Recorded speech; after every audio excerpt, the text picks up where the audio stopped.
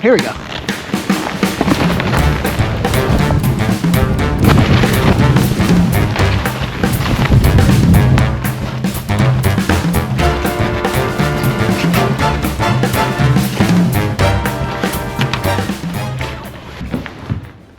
What's up, y'all? It's Hank Ski. Today we are going to talk about something that I think is very time sensitive and pertinent. Winter is coming in hot. It is early season. It can be a time of early season injuries. It can be a time of slow skis. It can be a time of low tide. It can be a time to take all of the things that you have in your bag from last year and bring them back and elevate them. There are ways to approach early season skiing that are going to maximize your joy, help you improve as a skier at a faster rate, avoid getting injured, and yeah, like make the most of the holiday break. Honestly, like I see a lot of these videos on YouTube, and for the most part, they don't really hit on the important stuff. I don't know, a lot of the early season ski advice I see is either, you know, like being created to sell product to you, or it's being manufactured to kind of like a beginner audience, which is cool. That is not what this is.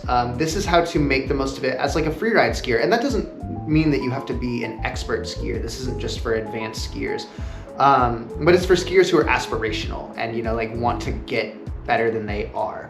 I've got 10 tips for you. Coming in at number 10 is start fun, not big. You're hungry to get clips, you're fiending to go shred gnarly lines like the ones you saw in all the videos this fall. I personally have found that you are going to have a better time, you are going to have a longer season if you scale down the size of the stuff you're hitting. I really can't tell what's on the other side of this right now. Looking like it could be a little bit of wind buff. So I'm gonna take it easy, be chill, make sure I have a long day. It's pretty soft. You know, this tip is not to say that you shouldn't fall, because actually we're gonna get into that. But if you approach everything on the mountain as freeride terrain, not just the big cliffs, not just the triple black diamonds, but like find hits on the blue runs that are small, find tree taps, find cool little wind lifts and transitions that aren't gonna force you to put your season on the line in December. And you know, like, nobody wants to be that person that's getting taken down in a toboggan by patrol on the first day of holiday break. When I say start fun, I mean like still look for ways to shred on skis. Look for all the little jibs, all the little natural features, all the like mini cliffs, all the little gaps and transitions that are going to help you to bring out your creativity. It's gonna help you get all those little like minute muscles back that, you know, like you don't think about it but subconsciously they're telling you how to pop right, you know, like how to prep yourself to land well. You're gonna be better at the big stuff if you get some hours in on small features first, and you're gonna get out uninjured. And also, you know, I think that this is kind of maybe a little bit more like tech of a concept, but I think that when you try to start right off the bat by hitting big features early season, you might have like a really good powder day and a good window to go like send it. And that's awesome. I love that for you. You run the risk of kind of diminishing your variety and your ability by scaring yourself out of learning if you go chase those like huge features immediately. I see so many skiers plateau super hard because they're trying to go as big as they can with everything. They don't learn anything new. They try the same tricks over and over. They don't expand their selection. It actually gets narrower and narrower because they're stepping into bigger and bigger terrain. So their comfort level with, you know, the variety of options that they have is dwindling. You have to be willing to scale down the size of the terrain you're in to learn and to improve, and then you can carry those skills into bigger terrain later on. Start fun, not big. Second tip, this one's especially for those of you who are like getting on an airplane or taking a road trip to a destination for your early season winter holiday. You want to begin with exploring and then start shredding. So obviously some ice in a few places, but obviously some POW in others. let's break that down. You just pulled up to the resort, it's day one, you're riding up the chairlift, you look down and you see somebody toss a sick backflip under you off of like some crazy little wind lip. So dope. You're like, I want to do that. That's where I'm going. And you go and you do it, and it's awesome, and you get some cheers, you feel really good, you stomp your trick, and you're like, wow, that was the best run ever. Let's go do that again. And that's cool, great backflip. However, what you might be missing is that 2 runs over, there's a way better feature that's way more accommodating of your skill set, or something that you've never tried before that you would be stoked to see for the first time. Starting the day with a little bit of boot packing, a little bit of chute skirting.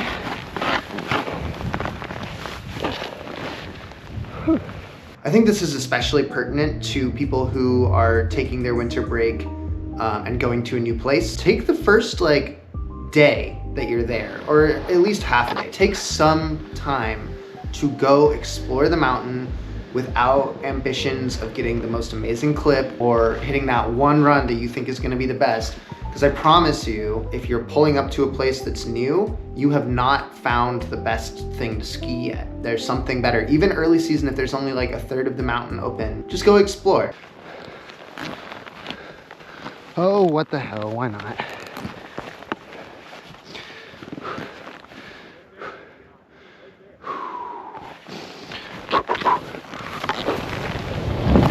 Yeah.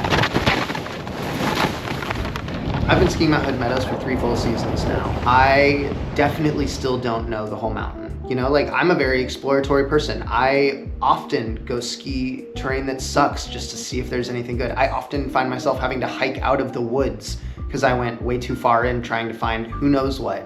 But I know that I still haven't seen everything. I see videos sometimes that I'm like, oh my God, I've never even seen that at this mountain that I've been skiing at for 3 years. So yeah, go explore, go find some cool stuff. Tip number three, get the backflip and 360 and front flip scaries out early. This is a scalable thing. It could be get the double backflip out early, or get the safety grab out early. The concept is this. Yeah. It's not about sending your hardest trick. It's not about pushing yourself way beyond your limits.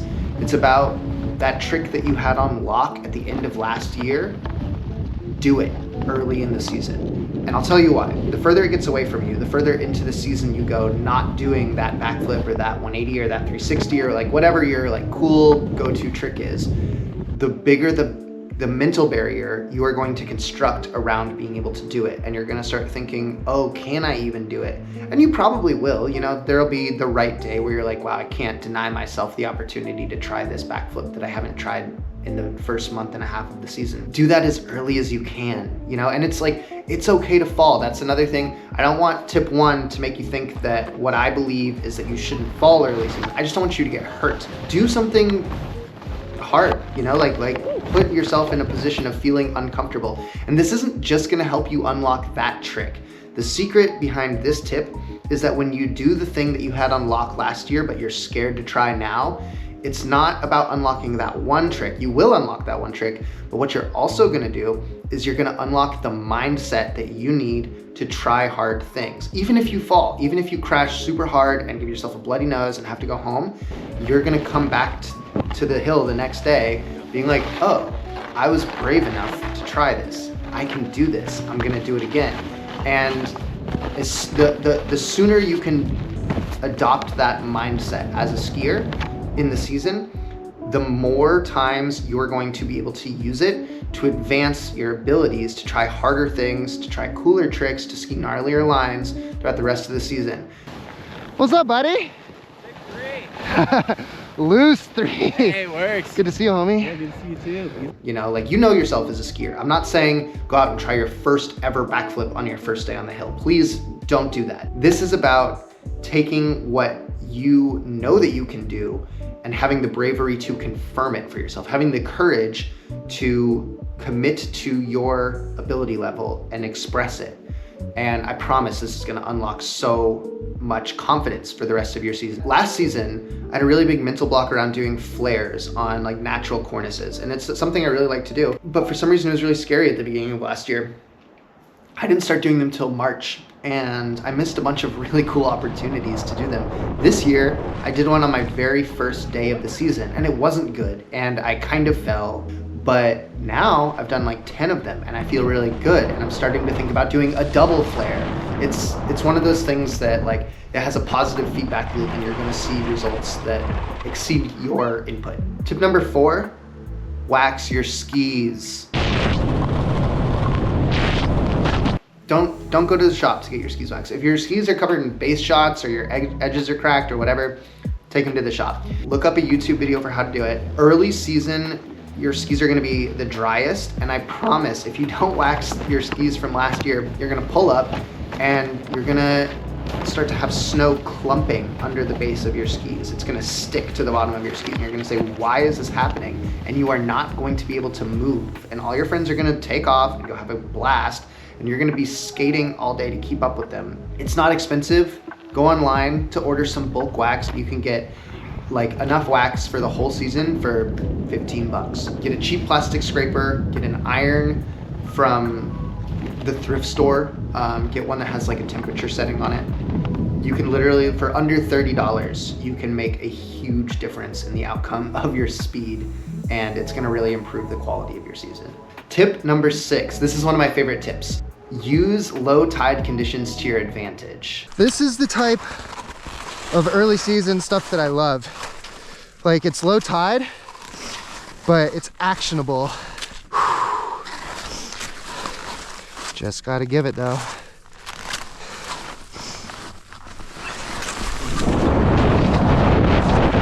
Low tide is an oceanic term. It has nothing to do with skiing theoretically. However, skiers have borrowed this from surf lingo to mean low snow season. You know, like when there isn't a huge base, when it hasn't snowed in a couple weeks, that's low tide. Low tide presents an excellent opportunity for those who are willing to take it. You might look up at a face that you've skied seasons in and out, seasons over, something that you've skied 100 times, and there's like an awesome cliff there mid-year, and right now it just looks like a field of rocks with like some little snow ribbons going through it. And you might think to yourself, oh, I can't hit that cliff right now, it's not filled in enough yet. Instead of hitting the cliff, go hit the little ribbon, go ski the little chute. Oh, I see what you're doing. Trying to figure out how to line it up. It's a little tricky. We'll just go and see what happens. The real benefit of low tide skiing is that, you know, there's been some snow. It's covering all the logs and the rocks and the stumps, but it's not so covered that that entire surface is now flat. All of the little things that are under the surface create terrain that is variable, and that's what we want as skiers. We just want varied terrain, or as freeride skiers. You know, like if you want to go ski groomers all day and ski on flats, go do that. But if you want to do freeride, what you're looking for is disturbances, disruptions in the terrain that you're skiing. Instead of a cliff, it might now be a 20-foot long little snake chute that looks super cool, and you're not going to get a chance to ski it the next time it snows because it's going to fill it in so much that the chute will disappear and it'll just be a single rock. Wow. Munchtown.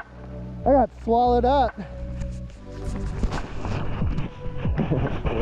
Low tide is an opportunity to ski the resort that you're at in a way that it won't be available to ski for the rest of the season. So make the most of it, and you might find something really cool and unique. Tip number whatever, I think it's 6, avoid crowd rage with good timing. The most skiing gets done in North America over winter break. So I will say, you know, you're in for a couple weeks of crowds, just brace for it, just accept it, it's okay. Time your skiing to avoid crowds. At Mount Hood Meadows, we have night skiing. Obviously has its own crowd. You know, the parking lot on a winter weekend is literally full by 8 a.m. Let's say it's a Saturday and I want to go ski and I don't want to wait in line all day. Show up at 1 o'clock in the afternoon. Who goes to a ski area at 1 o'clock in the afternoon? Nobody. Nobody in their right mind is like, let's go skiing at 1 o'clock.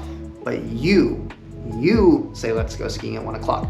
And you pull up and the first 2 rows of cars have left. There's no lift line because everybody's already dispersed across the whole mountain. So they just opened Cascade. It often happens like this, where it'll like pack in really, really full right before it opens and there's a big line, but there won't be a line for the rest of the day.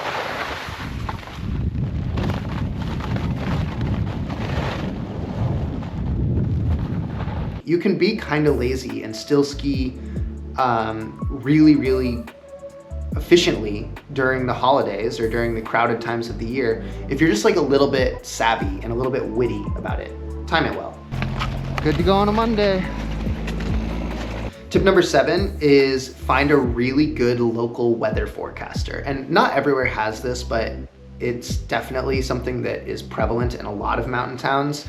Mountain towns have a disproportionately large population of weird weather, atmosphere, snowpack wonks who are out paying closer attention than the regional weather forecast, than the snow stake, whatever.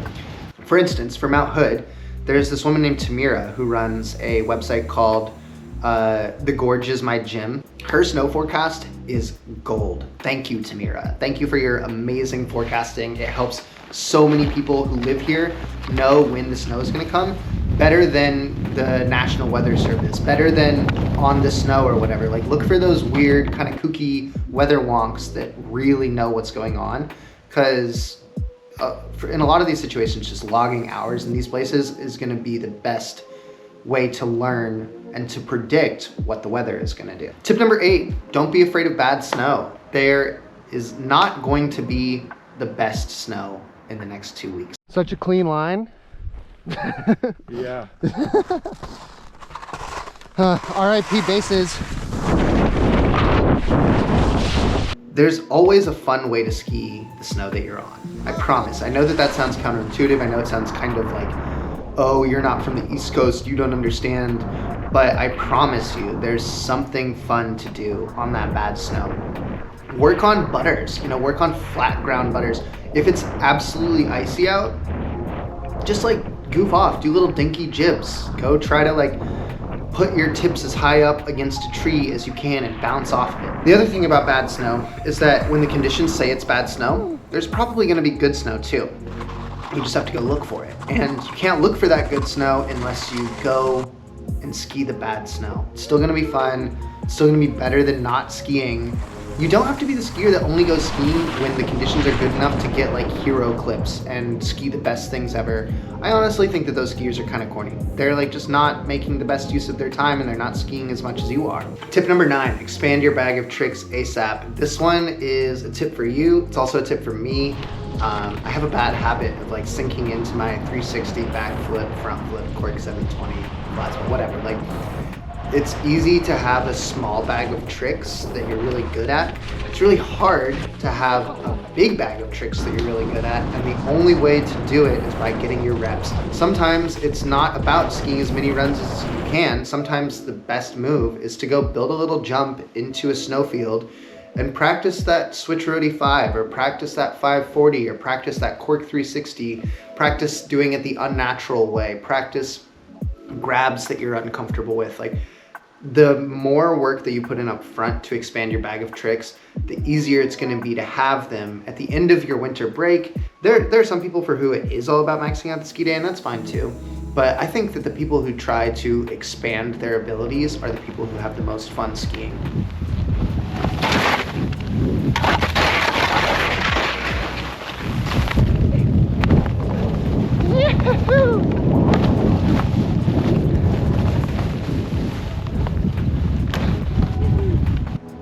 Final tip, keep your tips up, especially if there's powder or there's new snow. If you're a freeride skier like me, your goal is to go explore unmanicured terrain, something that hasn't been curated to be safe, and everything that exists in the summer is just underneath the surface of the snow. Into the spicy zones. All right, not gonna lie, it's gonna be chundery in here. Don't ski backseat, don't lean back to do a wheelie everywhere just because you're afraid of catching your skis. But when you're in a moment where you don't know what is under the snow in front of you, I think that one of the best ways that you can prevent yourself from getting hurt and having a good season early on is to keep your tips above the snow.